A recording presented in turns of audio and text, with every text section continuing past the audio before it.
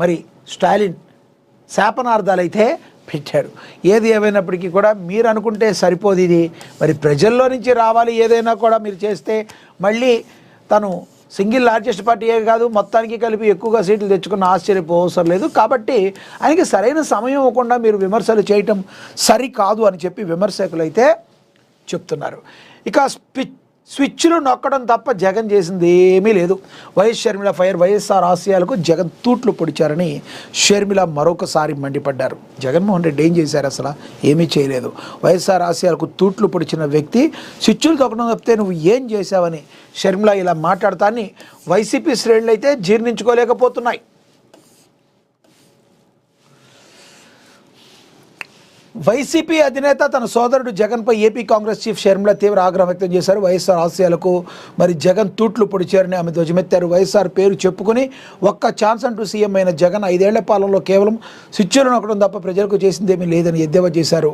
కేవలం బటన్లు నొక్కితే మళ్ళీ సీఎంలు కాలేరని, కనీసం ఎమ్మెల్యేలు ఎంపీలకు కూడా అపాయింట్మెంట్ ఇవ్వని పరిస్థితి ఉందని మండిపడ్డారు. విజయవాడలో మీడియాతో మాట్లాడుతూ ఆమె ఈ వ్యాఖ్యలు చేశారు. తండ్రి ఆశయాల పేరిట ఓట్లు వేయించుకుని అధికారంలోకి వచ్చాక ఆ ఆశయాలనే జగన్ నాశనం చేశారని దుయ్యబట్టారు. గత ప్రభుత్వంలో ప్రజలపై భారాలు మోపిన వైసీపీ నేతలు ఇప్పుడు ధర్నాలు చేయడం సిగ్గుచేటన్నారు. జగన్ సీఎం అయ్యాక కూడా కేంద్రంలోని బీజేపీ ప్రభుత్వానికి తల ఊపుతూ అక్రమ పొత్తు పెట్టుకున్నారని షర్మిల తీవ్రంగా విమర్శలు అయితే చేశారు. మీరు పెట్రోల్ డీజిల్ అంటూ మీరు ఏదో చేస్తున్నారు, ఇక్కడేమో ఇట్లా మాట్లాడతారో అక్కడికి వెళ్ళి బీజేపీ ఏ చెప్తే అది తల ఊపుతారు గంగిరెద్దులాగా. మరి మీరు స్విచ్లు నొక్కడం తప్పితే ఏదీ చేయలేదు. వైఎస్ఆర్ ఆశయాలకు తూట్లు పొడిచిన వ్యక్తి అని జగన్ అని చెప్పి షర్మిల మాట్లాడారు. దీంతో వైసీపీ శ్రేణులు అయితే ఒకంత డేలా పడిపోయిన పరిస్థితి. ఏం జరుగుద్దో ఏంటో ఏం తెలియదు. ఎందుకంటే సొంత చెల్లి ఈ రకంగా మాట్లాడటంతో ఏమీ చేయలేని పరిస్థితిలో వైసీపీ శ్రేణులు అయితే ఉండిపోతున్నాయి. మరి చూడాలి రానున్న రోజుల్లో ఇది ఏ రకంగా మాట్లాడతారు. వైసీపీ పార్టీ నుంచి కూడా గట్టి కౌంటర్ వచ్చే అవకాశం ఉందో లేదో మనం వేచి చూడాల్సిన పరిస్థితి. ఇక వచ్చే ఎన్నికల్లో భూమా మౌనిక పోటీ చేస్తారు.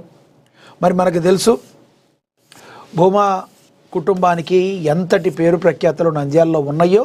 మరి భూమా మౌనిక పోటీ చేస్తారు అని చెప్పి ఆయన మంచు మనోజ్ చెప్పడం జరిగింది. వచ్చే ఎన్నికల్లో తన భార్య భూమా మౌనిక పోటీ చేస్తారని మంచు మనోజ్ స్పష్టం చేశారు. ఐక్య ధైర్య సేవా సమితి పేరుతో ఇటీవల ట్రస్ట్ ఏర్పాటు చేసిన మంచు మనోజ్ దంపతులు ఈ ట్రస్ట్ ద్వారా తెలుగు రాష్ట్రాల్లో తమ సేవా కార్యక్రమాలను విస్తృతం చేయాలని భావిస్తున్నారు. మంగళవారం విలేకరుల సమావేశం నిర్వహించిన మంచు మనోజ్ ఈ విషయాలపై క్లారిటీ ఇచ్చారు.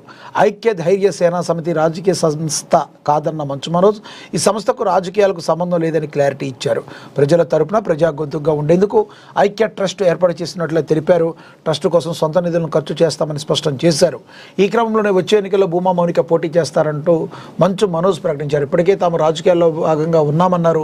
మరోవైపు ఐక్య ధైర్య సేవా సమితి ట్రస్ట్ పేరును జూబ్లీహిల్స్ ఎమ్మెల్యే నవీన్ యాదవ్తో ఇటీవల మంచు మనోజ్ ప్రకటింపచేసిన విషయం తెలిసిందే.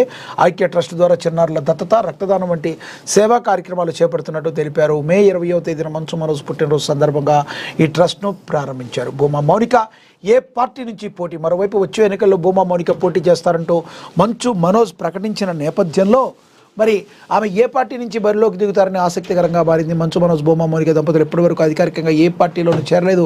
అయితే భూమా కుటుంబం గతంలో వైఎస్ఆర్ కాంగ్రెస్ పార్టీలో టీడీపీలో పనిచేసింది. భూమా నాగిరెడ్డి, శోభా నాగిరెడ్డిలు వైసీపీలో టీడీపీలోనూ పనిచేశారు. ఆ కుటుంబం నుంచి రాజకీయాల్లోకి వచ్చిన భూమా అఖిలప్రియ వైసీపీ నుంచి పొలిటికల్ ఎంట్రీ ఇచ్చారు. ఆ తర్వాత టీడీపీలో చేరిన అఖిలప్రియ ప్రస్తుతం టీడీపీ ఎమ్మెల్యేగా ఉన్నారు. ఇక మంచు కుటుంబానికి కూడా వైఎస్ జగన్తో సన్నిహిత సంబంధాలు ఉన్నాయి. ఈ నేపథ్యంలో భూమా మౌనిక పోటీ చేయాలనుకుంటే ఏ పార్టీ నుంచి బరిలో దిగుతారు అనేది కూడా ఆసక్తికరంగా మారింది. దీనిలో మనం ఒక విషయాన్ని గమనించాలి. ప్రజారాజ్యం పార్టీ నుంచి కూడా మరి భూమా దంపతులు పోటీ చేసి ఉన్నారు. ప్రజారాజ్యం చిరంజీవితో కూడా మంచి సంబంధాలు ఉన్నాయి.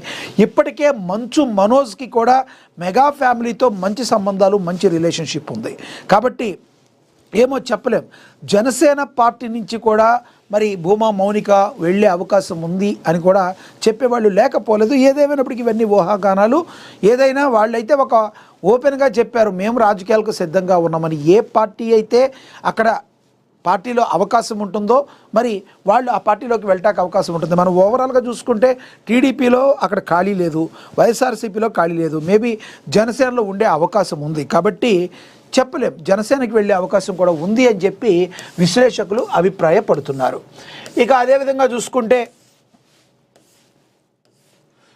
పాలమూరు రంగారెడ్డి పూర్తిగా పూర్తికి పట్టుదలతో పనిచేయాలని ముఖ్యమంత్రి ఉమ్మడి పాలమూరు జిల్లా ఎమ్మెల్యేలతో సమీక్ష నిర్వహించారు. చిత్తశుద్ధితో ఉన్నాము కాబట్టి ప్రభుత్వం మీరు కూడా ఒళ్ళు వంచి పనిచేయాలి, మీరు యొక్క సహకారం పూర్తిగా అందించి ప్రజలకు ఇచ్చిన హామీలను నెరవేర్చాలని సీఎం రేవంత్ రెడ్డి దిశానిర్దేశం చేశారు ఉమ్మడి పాలమూరు జిల్లా ఎమ్మెల్యేలకు. మరి పాలమూరు రంగారెడ్డి ఎత్తిపోతల ప్రాజెక్టుకు సంబంధించిన భూసేకరణ ప్రక్రియను యుద్ధ ప్రాతిపదికన పూర్తి చేయాలని సీఎం రేవంత్ రెడ్డి ఆదేశించారు. ఉమ్మడి మహబూబ్ నగర్ జిల్లాకు చెందిన మంత్రులు ఎమ్మెల్యేలతో మంగళవారం MCRHRDలో సీఎం సమీక్ష నిర్వహించారు. ఉమ్మడి పాలమూరు జిల్లాలోని సాగునీటి ప్రాజెక్టులకు సంబంధించి పలు కీలక సూచనలు చేశారు. దీంతోపాటు జిల్లాలోని ఇతర ప్రాజెక్టుల విషయంలో భూసేకరణ ప్రక్రియను త్వరగా పూర్తి చేయాలని చెప్పారు. జిల్లాలోని ప్రాజెక్టుల భూసేకరణ నిధుల విషయంలో జాప్యం జరగకుండా వెంటనే చెల్లింపులు జరిగేలా చర్యలు తీసుకుంటామని చెప్పారు. పెండింగ్ బిల్లులను చెల్లించడానికి ప్రభుత్వం సిద్ధంగా ఉందని తెలిపారు. ఉమ్మడి పాలమూరు జిల్లాలోని సాగునీటి ప్రాజెక్టులపై జిల్లా మంత్రులు సంబంధిత జిల్లా అధికారులతో సమీక్ష నిర్వహించి ప్రాజెక్టు యొక్క పురోగతిని ఎప్పటికప్పుడు పర్యవేక్షించాలని చెప్పారు, సూచించారు, ఆదేశించారు. ఈ సమావేశంలో మంత్రులు జూపల్లి కృష్ణారావు, వాకిట శ్రీహరి, ప్రభుత్వ విప్ ఎన్ఎం శ్రీనివాసరెడ్డి, ఎమ్మెల్యేలు కసిరెడ్డి నారాయణ రెడ్డి, జి మధుసూదన్ రెడ్డి, తూడి మేఘారెడ్డి, రాజేష్ రెడ్డి, వంశీకృష్ణ, వీర్లపల్లి శంకరయ్య, బండ్ల కృష్ణమోహన్ రెడ్డి, ప్రభుత్వ ప్రధాన కార్యదర్శి కె రామకృష్ణారావు తదితరులైతే ఈ కార్యక్రమంలో పాల్గొన్నారు. ఇక సీఎం రేవంత్ మార్క్ యాదగిరిగుట్టలో తెలంగాణ క్యాబినెట్ అంట. ఇక రాష్ట్ర మంత్రివర్గ సమావేశంలో సీఎం రేవంత్ రెడ్డి ఆసక్తికర నిర్ణయం తీసుకున్నారు. గతంలో సమ్మక్క సారలమ్మ ఆలయం వద్ద కేబినెట్ భేటీ నిర్వహించిన సీఎం ఇప్పుడు మరో సంచలన నిర్ణయం తీసుకున్నారు. ఈసారి యాదగిరిగుట్టను వేదికగా ఎంచుకున్నారు. తెలంగాణ కేబినెట్ సమావేశాన్ని 21వ తేదీ నుంచి 23వ తేదీ వరకు మారుస్తూ ప్రభుత్వం నిర్ణయం తీసుకుంది. 21వ తేదీన సరస్వతి అంత్య పుష్కరాలు ఉన్న నేపథ్యంలో 21 నుంచి 23కు మార్చింది. 23న యాదగిరిగుట్టలో కేబినెట్ సమావేశం నిర్ణయించారు. అలాగే 23న యాదగిరిగుట్టలో వేద పాఠశాలను సీఎం ప్రారంభించనున్నారు. సీఎం నిర్ణయం ఆసక్తికరంగా మారింది. కేబినెట్ భేటీతో యాదగిరిగుట్ట ప్రాంతంలో మళ్లీ ప్రగతి జోరు పెరుగుతుందని భావిస్తున్నారు. తన మార్కు రాజకీయంతో మరి రేవంత్ రెడ్డి ముందుకు వెళుతున్నారు. ఈ కేబినెట్ భేటీలు అక్కడ అవడం ద్వారా ఆ ప్రాంతానికి ఎంత విలువిస్తున్నారో, ఎంత వాల్యూ ఇస్తున్నారో రేవంత్ రెడ్డి అని అక్కడున్న ప్రజలకు కానీ అందరికీ కూడా అర్థమయ్యే అవకాశం ఉంది. గతంలో కూడా సమ్మక్క సారలమ్మ జాతర వైపు జరుగుతుంటే అక్కడ కేబినెట్ భేటీ నిర్వహించి మరి అందరి ప్రశంసలు కూడా అందుకున్న వ్యక్తి సీఎం రేవంత్ రెడ్డి. ఈ రోజున 21, 23 నుంచి కూడా మరి సరస్వతి అంత్య పుష్కరాల సందర్భంగా మరి అక్కడ కేబినెట్ మరి నిర్వహించడం అయితే జరుగుతుంది యాదగిరిగుట్టలో.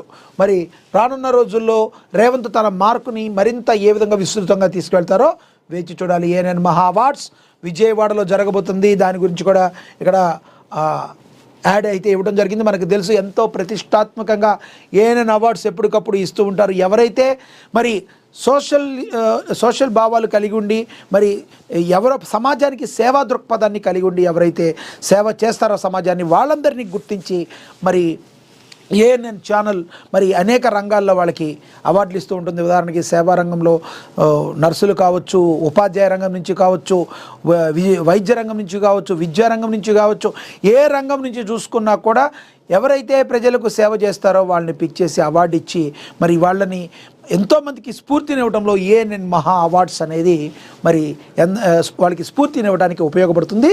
ఇది విజయవాడలో జరగబోతుంది. డేట్ ఇంకా ఫిక్స్ కాలేదు, ఫిక్స్ అవుతుంది. ఇక తదుపరి ట్రెండింగ్లో కాక్రోచ్ జనతా పార్టీ. మరి సుప్రీం కోర్టు చీఫ్ జస్టిస్ చేసిన ఓ వ్యాఖ్య ఇప్పుడు సోషల్ మీడియాలో కొత్త రాజకీయ ఉద్యమానికి దారితీస్తుంది. మైబీ కాక్రోచ్, నేను కూడా బొద్దింకిన అనే నినాదంతో కాక్రోచ్ జనతా పార్టీ ఆన్లైన్ సంచలనం సృష్టిస్తుంది. యువత ఎదుర్కొంటున్న సమస్యలు వ్యంగ్యంగా, హాస్యంగా ప్రస్తావిస్తూ ఈ పార్టీ లక్షలాది మందిని ఆకర్షిస్తుంది. మే 15న ఓ కేసు విచారణ సందర్భంగా సిజేఐ సూర్యకాంత్ ఉపాధి లేని యువతను ఉద్దేశించి కాక్రోచ్ అంటే బొద్దింకల్లాగా ఉన్నారంటూ వ్యాఖ్యానించారని మీడియాలో వార్తలు వచ్చాయి. అయితే ఆ మరుసటి రోజు ఆయన స్పందిస్తూ తన వ్యాఖ్యలను తప్పుగా ప్రచారం చేశారని, దేశ యువతను కాకుండా నకిలీ డిగ్రీలతో న్యాయ వ్యూర్తిలో వచ్చేవారిని ఉద్దేశించి అన్నానని స్పష్టత ఇచ్చారు. యువతను వికసిత భారతానికి స్తంభాలు అని ఆయన ప్రశంసించారు. ట్రెండింగ్లో ఈ కాక్రోచ్ పార్టీ గురించి అయితే ఉంది. ఈ నేపథ్యంలో బోస్టన్ యూనివర్సిటీలో చదువుతున్న అభిజిత్ దిప్కే అనే విద్యార్థి కాక్రోచ్ జనతా పార్టీని ప్రారంభించాడు. సెక్యులర్ సోషలిస్ట్ డెమోక్రటీ లేజీ అనే పార్టీ నినాదం నిరుద్యోగిగా, సోమరిగా, నిత్యం